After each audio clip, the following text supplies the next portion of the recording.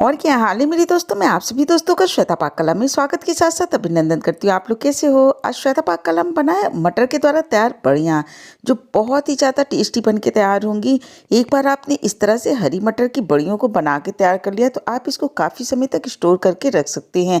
जब भी कभी आपका कुछ अलग खाने का मन किया तो एक बार इस हरी मटर की बड़ियों को बना के देखिएगा। इसकी सब्जी बहुत ही ज़्यादा टेस्टी बन के तैयार होती है। इस सब्जी को आप किसी भी मौसम में बना के तैयार कर सकते हैं, पर जब भी आप इसको बना के तैयार करेंगे तो इस सब्जी का स्वाद बिल्कुल अलग होता है। चलो दोस्तों, हम आप इसको मिलकर बनाना शुरू करते हैं। हरी मटर के बड़ियों की तरह तैयार सब्जी। हरी मटर की बड़ियों को बनाने के लिए 1 केजी हमने छिकली वाली हरी मटर ली थी। उसके पूरे दाने को निकाल के इस तरह से हरी मटर को तैयार कर लिया। तैयार करने के बाद इसको 2 बार पानी से धुल के साफ कर लिया और एक छन्नी के ऊपर रख देते हैं, जिससे इसका जो भी एक्स्ट्रा पानी है वो निकल जाए। बड़ी को बनाने के लिए दाल को पहले हमने भिगो के तैयार कर लिया। इसके लिए हमने 250 ग्राम दाल ली, जिसमें 200 ग्राम मूंग की दाल है, 25 ग्राम उड़द और 25 ग्राम चना दाल है। कटोरी में आप देखेंगे तो 1 कटोरी मूंग की दाल में आप चौथाई कटोरी चना दाल, चौथाई कटोरी उड़द की दाल को ले सकते हैं। इस रेसिपी को आप केवल चना की दाल या मूंग की दाल या फिर उड़द की दाल के द्वारा भी बना के तैयार कर सकते हैं। इस तरह इसको हल्के हाथों से रगड़ते हुए 2 बार धुल के साफ कर लिया और पूरे पानी को निकाल दिया। इस तरह देखिए दाल तैयार है। हमने इसके पूरे पानी को निकाल देना है। पीसते समय हमने पानी का उपयोग बिल्कुल नहीं करना। उससे पहले आपको बता दें, 2 इंच अदरक का टुकड़ा लिया, 5 से 6 पीस हमने हरी मिर्च लिए हैं, 1 पोती हमने लहसुन का लिया, जिसके पूरे छिकले को निकाल के तैयार कर लिया। अब एक मिक्सी का जार ले लेते हैं, जिसके अंदर अदरक, हरी मिर्च, लहसुन को डाल देते, दरदरा पीस के इसको तैयार कर लेते हैं। इसको भी हमने बिना पानी डाले पीस के तैयार करना है। इस तरह देखिए इसका पेस्ट बन के तैयार हो गया। अब उसी जार के अंदर जो हमने हरी मटर ली थी, इसको भी पीस के तैयार कर लेते। इसको बहुत ज़्यादा बारीक नहीं करिएगा, दरदरा पीस के तैयार करना है और 2 से 3 बैच में इसको पीस के हमने तैयार कर लेना है। इस तरह देखिए एक बैच तैयार हो गया। इसको भी अदरक, हरी मिर्च, लहसुन वाले पेस्ट के साथ निकाल के रख लेते हैं और दोबारा से फिर इसको हमने पीस के तैयार कर लेना है। अब इसी जार के अंदर हमने दाल को पीस के तैयार कर लेना है। दाल को पीसते समय भी हमने किसी पानी का उपयोग नहीं करना है। पूरे पानी को निकालने के बाद ही दाल को पीस के तैयार करेंगे। दाल को हमने 2 बैच में पीस के तैयार करना है। आधी को हमने मिक्सी के जार के अंदर डाल दिया, इसको पीस के तैयार कर लेते हैं। इस तरह देखिए इसका पेस्ट बन के तैयार हो गया। इस पूरे पेस्ट को एक थाली के अंदर हमने निकाल के रख लेना है। अगर आप इसके अंदर पानी डाल देंगे तो पेस्ट गीला हो जाएगा। और इस तरह से देखिए पेस्ट को हमने थाली के अंदर निकाल लिया। अब इसी जार के अंदर जो बचा हुआ दाल है उसको भी पीस के तैयार कर लेते हैं और उसको भी पूरा इसी थाली के अंदर निकाल के रख लिया। अब हमने थोड़े से मेथी के पत्ते लिए, 150 ग्राम का एक बंच था, जिसके अंदर से हमने केवल पत्ती वाले हिस्से को निकाल लेना। मेथी के पत्तों को 4 से 5 बार पानी से अच्छी तरह से धुल के हमने साफ कर लिया था। साफ करने के बाद इसको एक छन्नी के अंदर निकाल के रख दिया था, पूरा पानी निकल गया। अब इसको बारीक टुकड़े में काट के तैयार कर लेते हैं। थोड़ा सा हमने धनिया पत्ता की डंठल का उपयोग किया। डंठल का स्वाद इसके अंदर बहुत अच्छा आता है। इसको भी रख देते हैं साइड में। अब जो हमने 250 ग्राम दाल को पीस के तैयार किया है, इसको करीब 4 से 5 मिनट तक अच्छी तरह से फेंट के तैयार कर लेते हैं। जैसे जैसे आप इसको फेंटते जाते हैं वैसे वैसे इसका कलर भी चेंज हो जाता है, ये काफ़ी ज़्यादा फ्लफी हो जाते हैं।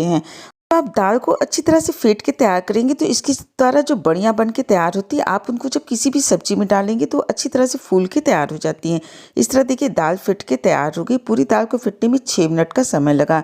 एक कटोरी के अंदर हमने थोड़ा सा पानी ले लिया और फेंटी हुई दाल को इसके अंदर पकौड़ी की तरह से डालती। इस तरह देखिए तुरंत ऊपर आ जाती। इससे पता चल जाता है दाल अच्छी तरह से फेंट के तैयार हो गई।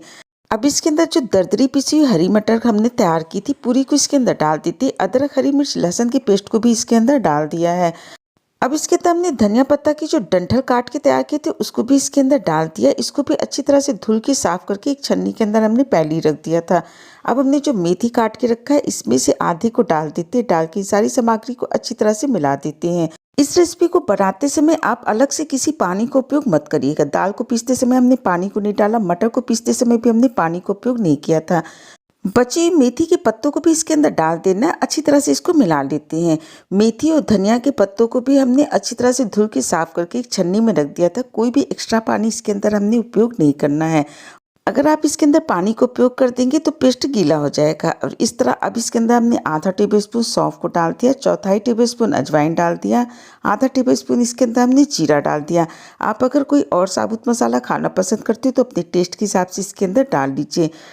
अब इन सभी मसालों को अच्छी तरह से दाल के अंदर हमने मिला के तैयार कर लेना है। इस तरह देखिए तैयार हो गया। एक हमने थाली ले लेनी है जिसके अंदर बड़ियों को बना के तैयार कर लेते हैं। थाली के ऊपर बहुत थोड़ा सा हमने तेल लगाया था, 2 से 3 बूंद तेल को डाल के अच्छी तरह से थाली के ऊपर फैला दिया था। अब फैलाने के बाद इसके अंदर बड़ियों को बना के तैयार कर लेते हैं। आप अपने हिसाब से छोटी बड़ी बड़ियों को बना के तैयार कर लीजिए। हमने इसके अंदर मीडियम साइज़ की बड़ियों को बना के तैयार किया। जब ये सूख के तैयार होती है तो और भी छोटी साइज़ की बन के तैयार हो जाती है। इस तरह एक थाली के अंदर हमने बड़ियों को डाल दिया है। बचे हुए पेस्ट के द्वारा दूसरी थाली के अंदर बड़ियों को बना के तैयार कर लेते हैं। इससे पहले भी मूंग दाल की बड़ियाँ और उड़द दाल की बड़ियों की रेसिपी हमने आपके साथ हमारे चैनल पर शेयर की, आप वहाँ से देख सकते हैं। वो भी बड़ियाँ बहुत ही ज़्यादा टेस्टी बन के तैयार होती। जब भी आपको सब्जी बना के खाने का मन ना किया तो इस तरह से आप बड़ियों के द्वारा भी बहुत ही टेस्टी सब्जी बना के तैयार कर सकते हैं। बड़ियों को बनाने के बाद आप इसको 3 से 4 दिन धूप में रख दीजिए। ये अच्छी तरह से सूख के तैयार हो जाती, फिर आप इसको स्टोर करके रख सकते हैं। अगर आपके पास धूप की सुविधा ना हो तो आप इसको पंखे के नीचे भी रख सकते हैं, या फिर जहाँ धूप आती जाती है वहाँ भी आप इसको रख के सुखा सकते हैं। इस तरह देखिए, इसको सूखते हुए लगभग 4 से 5 दिन हो गए। ये अच्छी तरह सूख गई।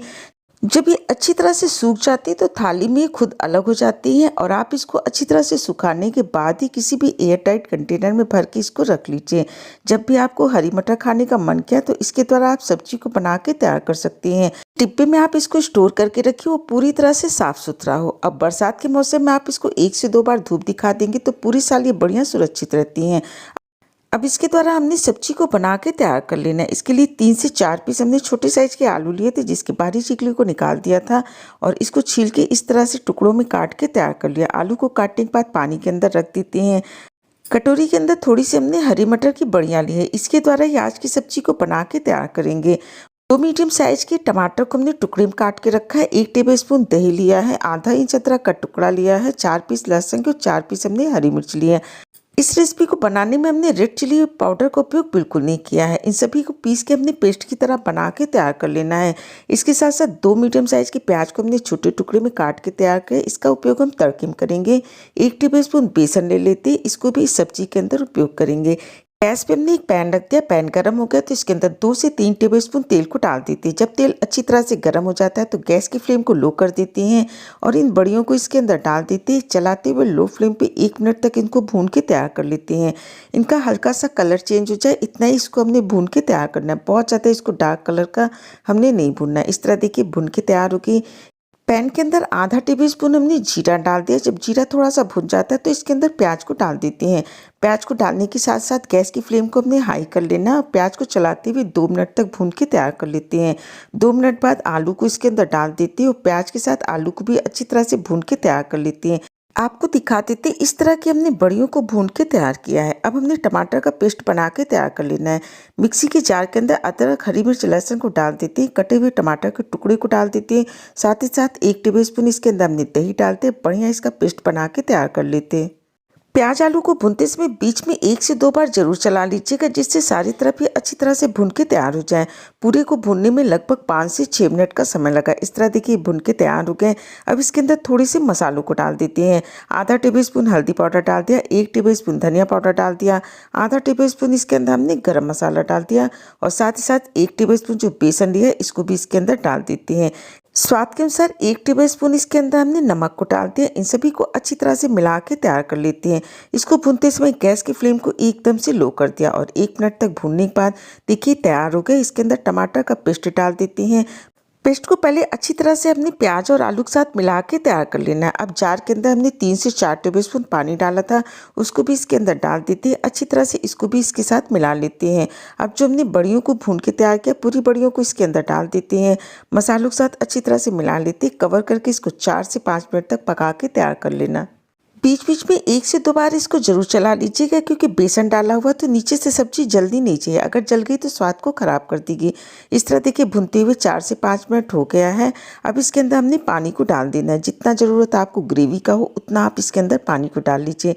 थोड़ी सी पानी डाल के पहले अच्छी तरह से मिला लिया, और 1 कटोरी इसके अंदर पानी को हमने और डाल दिया। इसको हमने कवर करके करीब 6 से 8 मिनट तक पका के तैयार कर लेना है। बीच में आप चेक कर लीजिए, अगर आपको ग्रेवी कम या ज़्यादा लगे तो इसी समय आप इसके अंदर पानी डाल दीजिए। सब्जी पकने के बाद इसके अंदर पानी का उपयोग मत करिएगा। और इस तरह देखिए सब्जी को पकते हुए 8 से 9 मिनट हो गए। ये अच्छी तरह से पक के तैयार हो गई।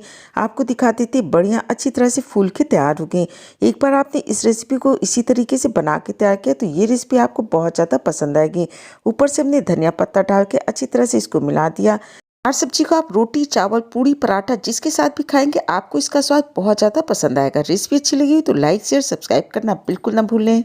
स्वाद के साथ साथ सेहत का पूरा ध्यान रखिए। हेल्दी बनाइए, हेल्दी खाइए। आपने अब तक कीमती समय निकाल के हमारे वीडियो देखा, इसके लिए आप सभी का बहुत बहुत धन्यवाद, बहुत बहुत शुक्रिया।